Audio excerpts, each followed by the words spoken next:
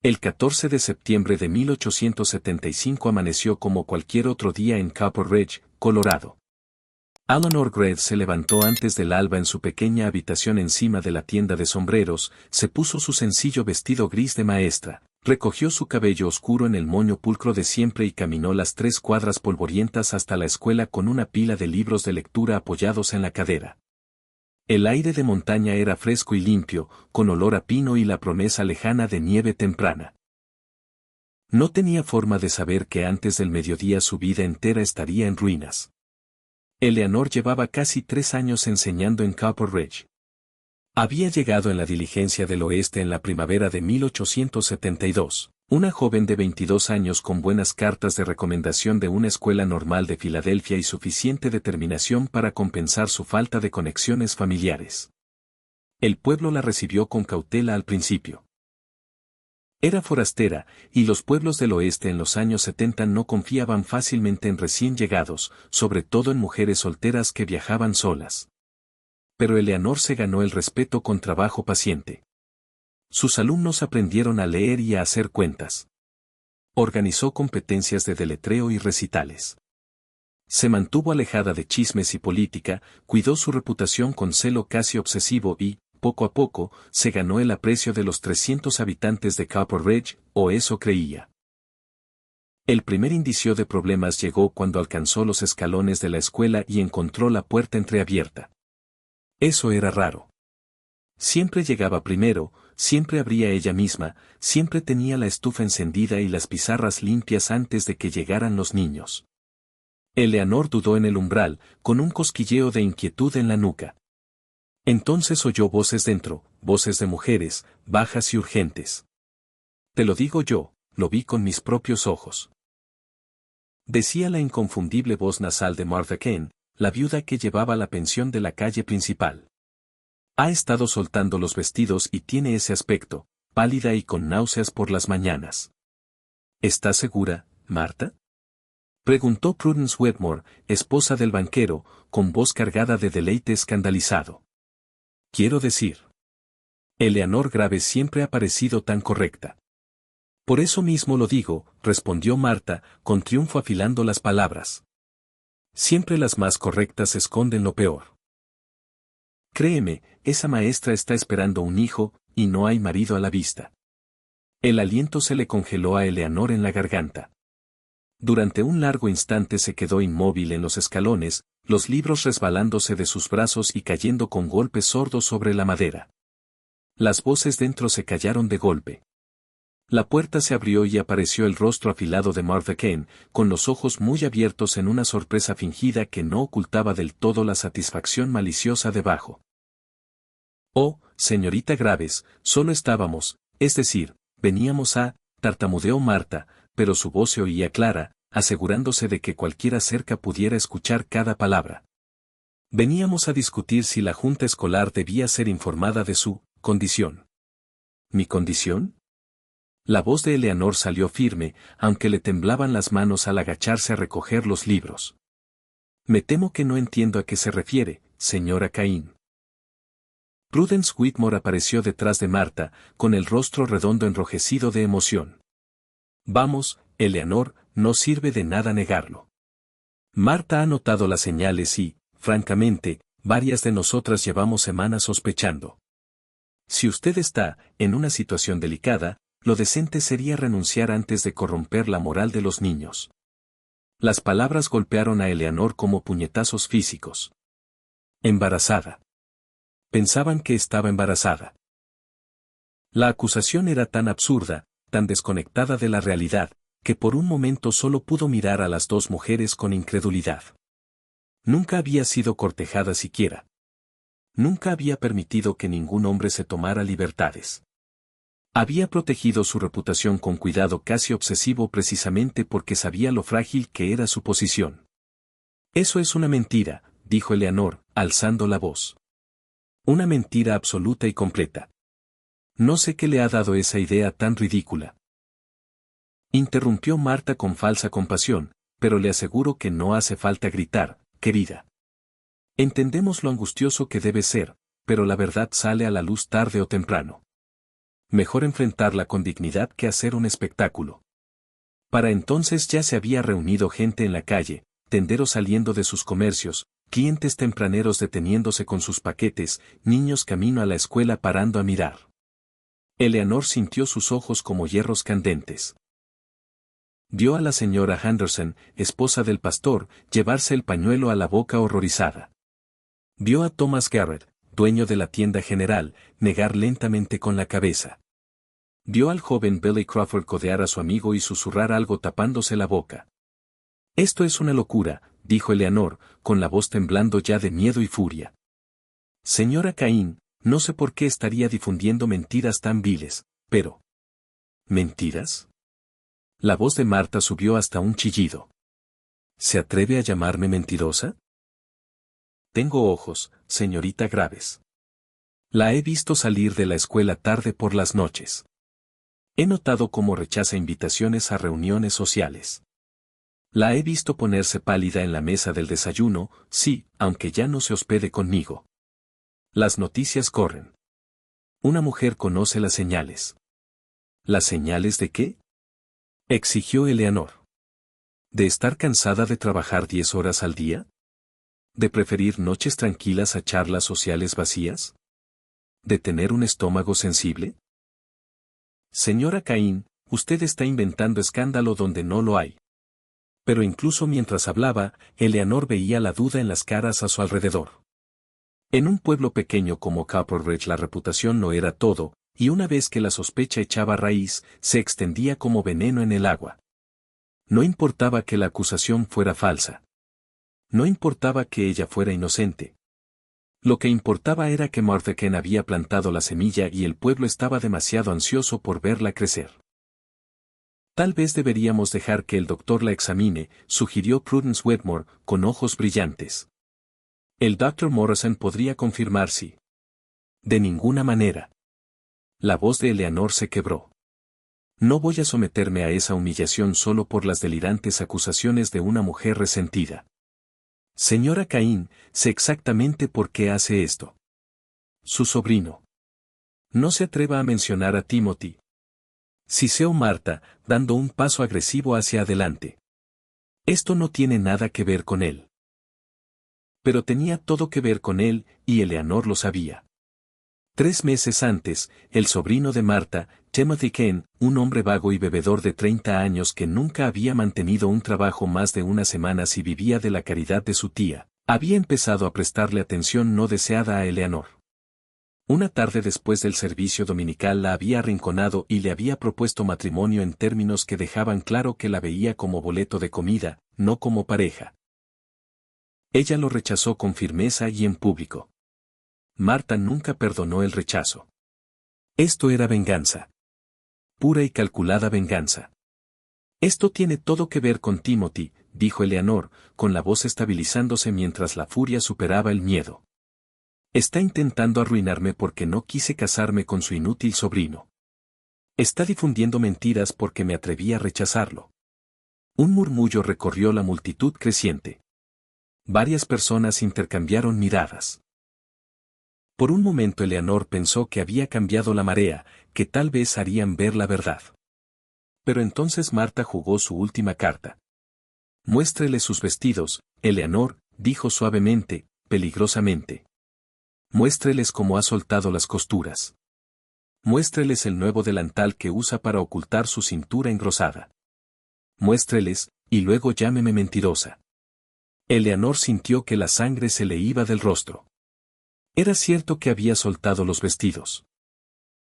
Pero solo porque había perdido peso durante el verano, cuando una influenza la dejó delgada y débil.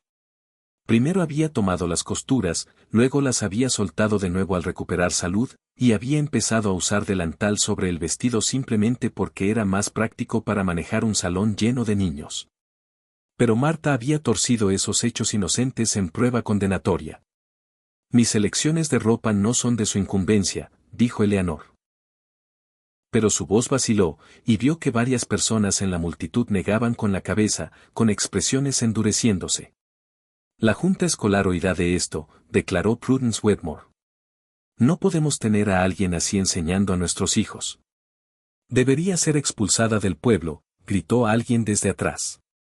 Vergonzoso, coincidió otra voz. Y haciéndose la fina todo este tiempo.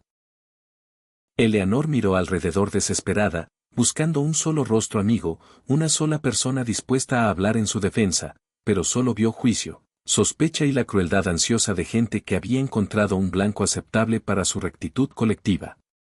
Hasta gente que había considerado amigos evitaba su mirada. «Esto es una locura», gritó Eleanor, con la voz quebrándose.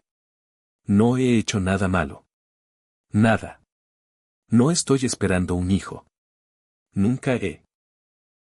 Se atragantó con las palabras, incapaz siquiera de pronunciar la negación de intimidad en público. ¿Cómo pueden creer tales mentiras?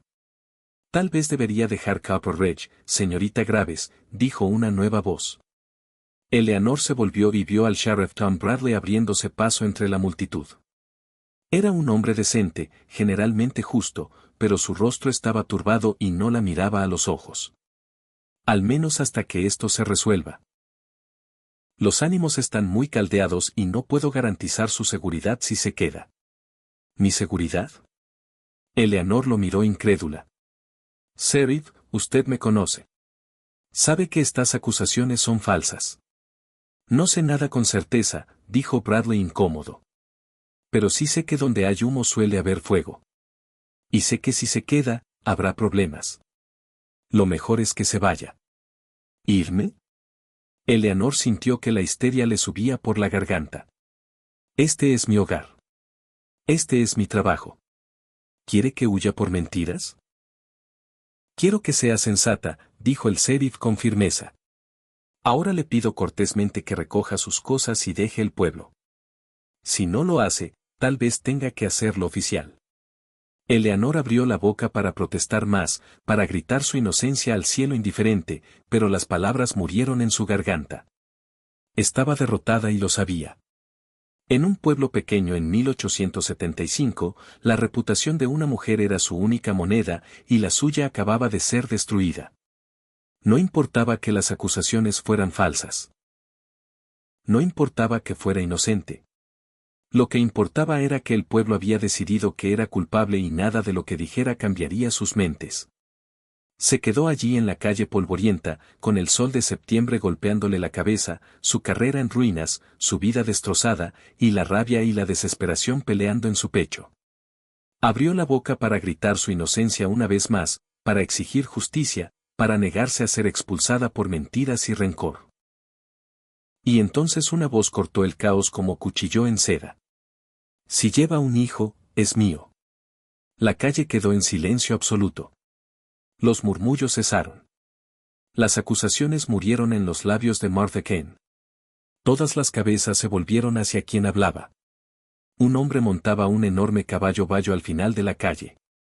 Era alto y de hombros anchos, vestido con la ropa práctica de un ranchero trabajador, chaleco de cuero, camisa gastada, pantalones polvorientos, botas que habían recorrido 1000 millas.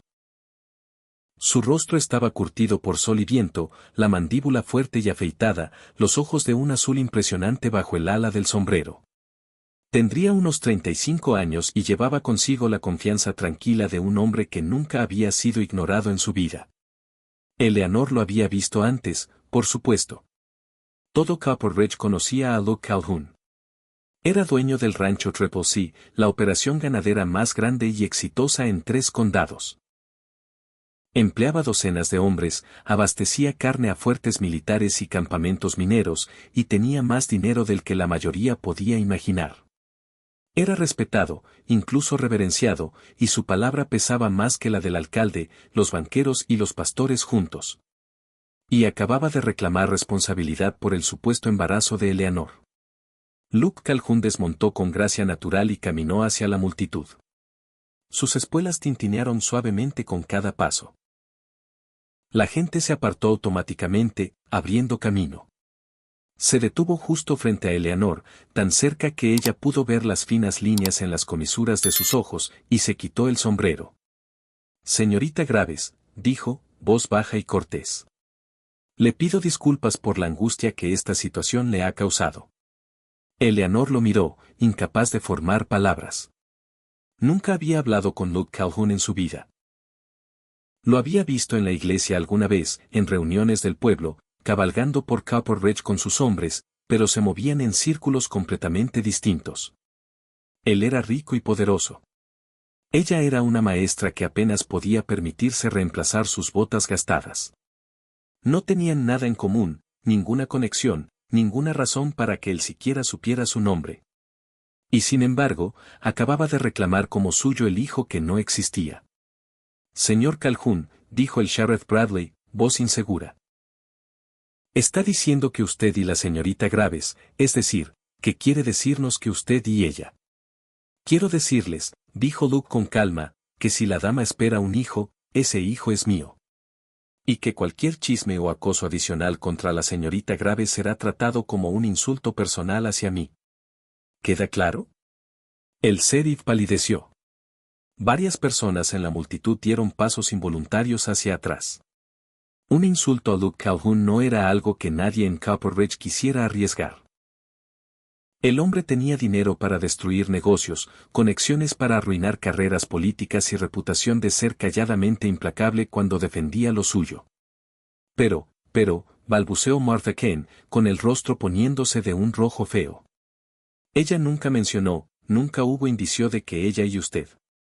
La señorita Graves es una dama, dijo Luke, con la voz endureciéndose.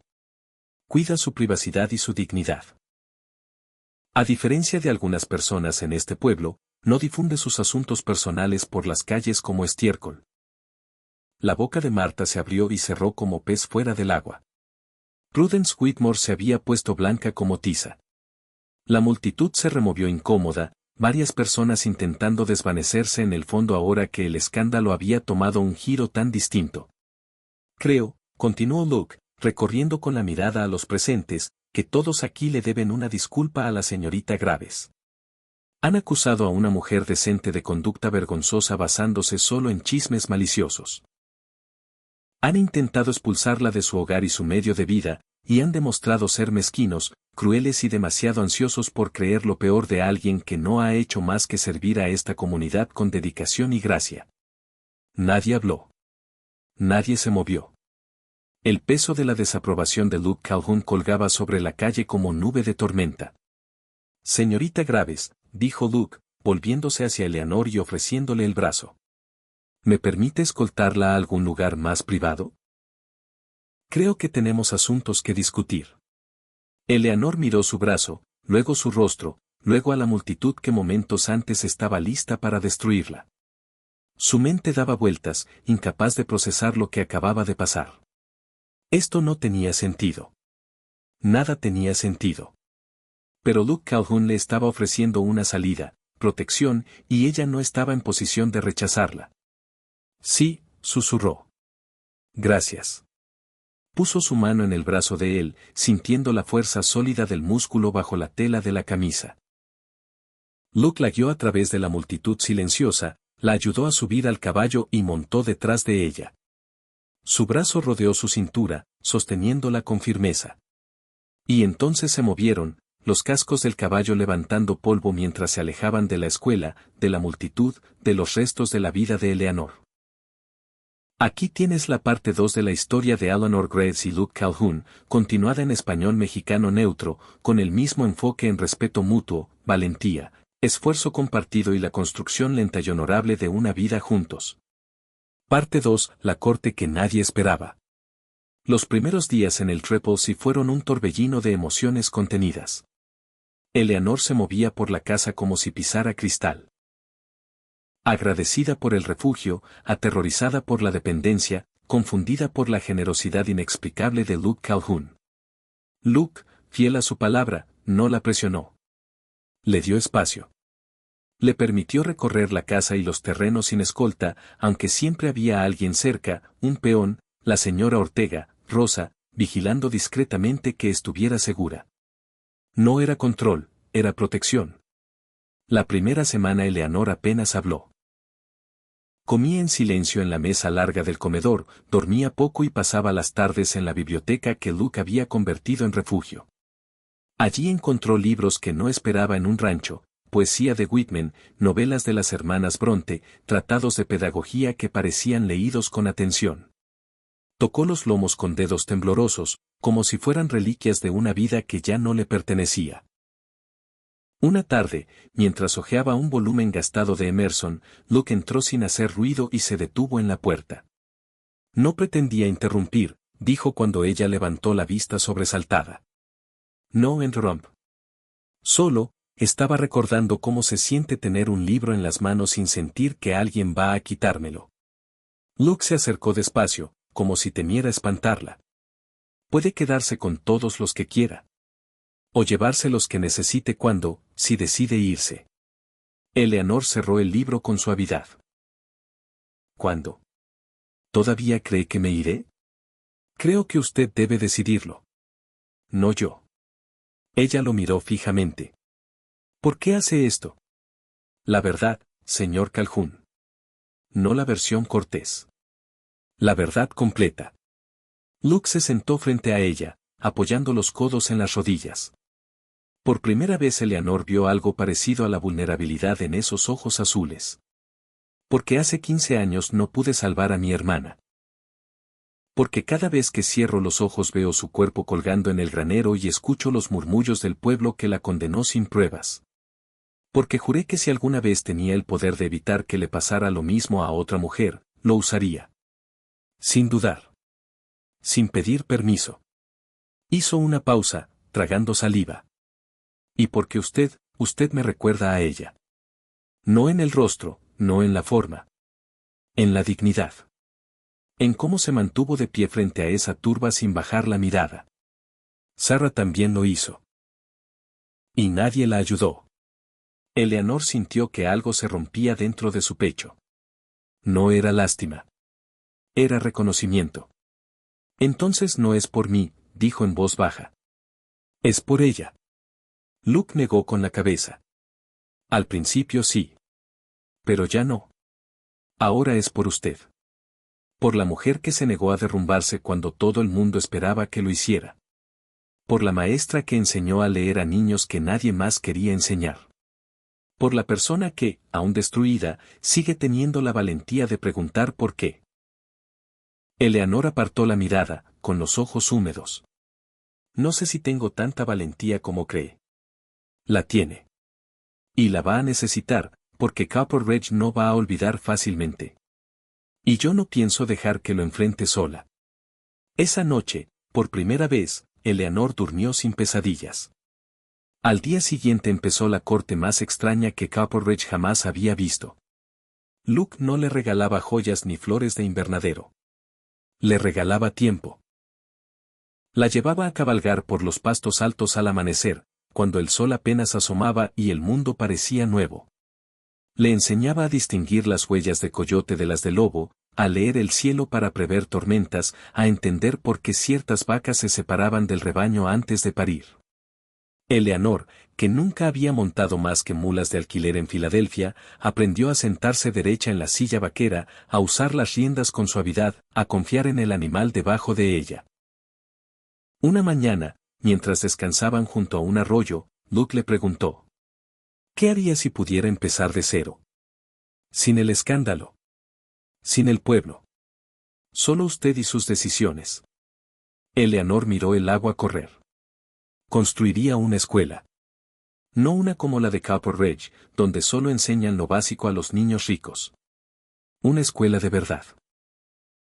Para los hijos de los peones, para las niñas que nadie considera dignas de aprender álgebra, para cualquiera que quiera saber más del mundo que el que ve desde su ventana. Luke asintió despacio. ¿Y si pudiera construirla aquí? Ella lo miró sorprendida. ¿En el rancho? En el rancho. Hay tierra. Hay niños. Hay fondos. Y hay una maestra que sabe exactamente cómo hacerlo. Eleanor sintió que el corazón le latía muy fuerte. ¿Me está ofreciendo un trabajo? No. Le estoy ofreciendo un propósito. Si se queda, si decide quedarse, quiero que esto sea suyo también. No solo mío. Ella tardó varios segundos en responder. ¿Y si decido no casarme con usted? Luke sonrió apenas. Entonces la escuela seguirá siendo suya. El trabajo seguirá siendo suyo. La vida que construya aquí seguirá siendo suya. No le estoy comprando su mano, Eleanor. Le estoy ofreciendo un lugar donde pueda ser quien siempre ha querido ser. Esa noche Eleanor no pudo dormir. Caminó por la casa en penumbra hasta llegar al salón donde estaba el piano de Margaret. Se sentó y tocó muy suavemente, casi sin sonido, una vieja canción de cuna que su madre le cantaba. Luke apareció en la puerta, en camisa y pantalones, con el cabello revuelto. No quería despertarlo, susurró ella. No me despertó. No podía dormir. Se acercó y se sentó a su lado en el banco. Toca otra vez, pidió. Eleanor obedeció. Esta vez dejó que la música llenara la habitación. Cuando terminó, Luke habló sin mirarla. Nunca supe que Margaret no tocaba. Lo mandé afinar hace años porque pensé que algún día alguien lo haría sonar de nuevo. Nunca imaginé que sería usted. Eleanor giró el rostro hacia él. ¿Qué quiere de mí, Luke? De verdad. Él respiró hondo. Quiero una compañera. Alguien que me desafíe cuando me equivoco. Alguien que me haga recordar que la vida no es solo ganado y cuentas. Alguien que me mire y vea al hombre, no al dueño del Triple C. Y sí. Quiero una familia. Quiero hijos que corran por estos pastos y que sepan leer poesía y sumar bien y montar a caballo. Pero sobre todo quiero que usted quiera lo mismo. No que lo acepte por necesidad. Que lo elija. Eleanor sintió lágrimas calientes en los ojos. ¿Y si nunca puedo darle hijos? Entonces tendremos la escuela. Tendremos los hijos de otros que necesitan una maestra. Tendremos libros y música y conversaciones hasta la madrugada. Tendremos lo que decidamos construir juntos. Ella lo miró fijamente. ¿Y si algún día quiero irme? Entonces la ayudaré a empacar. Y le daré la mitad de lo que hayamos construido. Porque no la quiero prisionera. La quiero a mi lado porque quiere estarlo. Eleanor cerró los ojos. Una lágrima rodó por su mejilla. Nunca nadie me había dado una salida tan clara, y al mismo tiempo una razón tan fuerte para quedarme. Luke levantó la mano y, con infinita lentitud, le secó la lágrima con el pulgar. Entonces quédese porque quiere.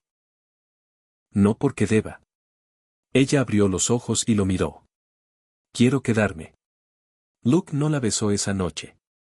Solo tomó su mano y la sostuvo hasta que ambos se quedaron dormidos en el banco del piano, con la cabeza de ella en su hombro y la mano de él protegiendo la suya. A la mañana siguiente, Luke mandó llamar al abogado de Dandor. Eleanor empezó a diseñar los planos de la escuela que cambiaría el valle para siempre. Décadas pasaron sobre Colorado como nieve suave que se acumula y luego se derrite para dar paso a nueva vida. El Triple C siguió siendo refugio. Nadie del mundo de abajo lo encontró por casualidad. Los rumores se convirtieron en leyendas, la maestra que llegó en desgracia y se quedó con todo, el ranchero que la reclamó como suya y cambió 3 condados. Pero dentro del rancho, la casa creció. Alas nuevas se añadieron con manos pacientes.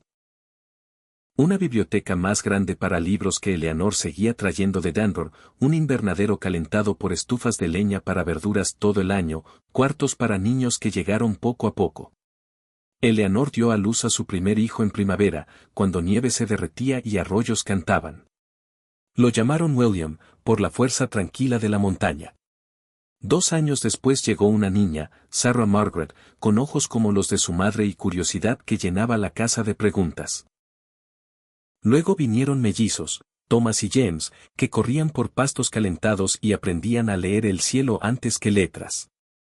Luke enseñó a los niños lo que la montaña le había enseñado, a leer viento en ramas, a encontrar agua bajo hielo, a construir con madera que no cede. Eleanor les enseñó lo que trajo del mundo de abajo, palabras que curan, historias que dan esperanza, números que miden no solo distancias sino sueños. La casa se llenó de risas, de dibujos pegados en paredes, de música que Eleanor tocaba en el piano que Luke había mandado afinar. Los niños crecieron fuertes, curiosos, amados. Nunca conocieron hambre ni miedo de abandono. Supieron que tenían padres que eligieron quedarse, que construyeron refugio no solo de troncos, sino de decisiones diarias. Una tarde de otoño, cuando los niños ya eran jóvenes y ayudaban en jardín y establo, Eleanor y Luke subieron a la cresta sobre la casa.